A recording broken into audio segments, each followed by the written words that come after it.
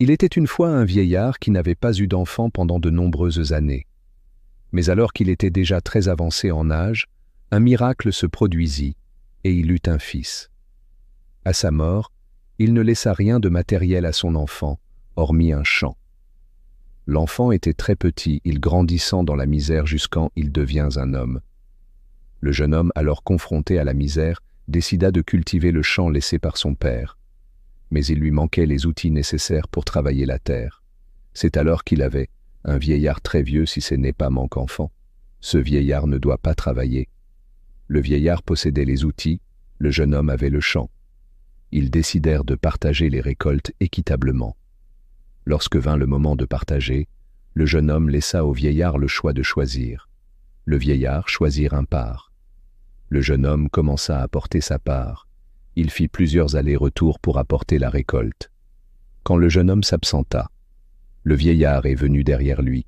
En découvrant le reste de la récolte du jeune homme, il murmura « Quand tu vois un jeune homme labourer la terre, c'est souvent le signe de la pauvreté. Ce jeune homme mérite d'être aidé. » Alors, le vieillard prend un panier de récolte et se cache pour y ajouter la part du jeune homme avant de continuer à apporter le reste de ses propres récoltes.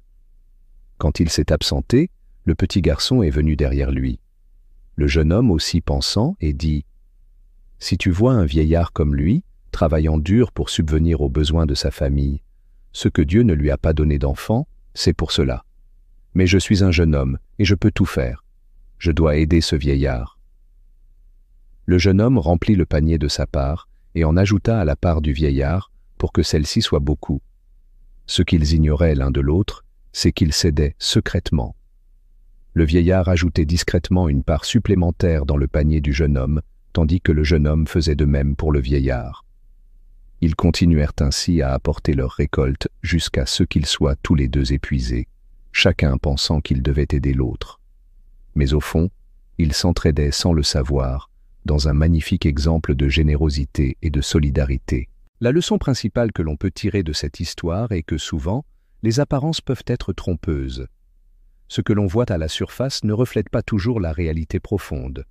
Les deux protagonistes, le vieillard et le jeune homme, semblaient être dans le besoin. Mais en réalité, ils étaient tous les deux prêts à sacrifier leur propre confort pour aider l'autre.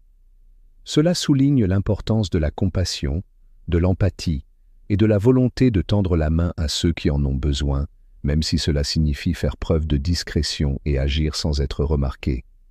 Merci pour votre attention.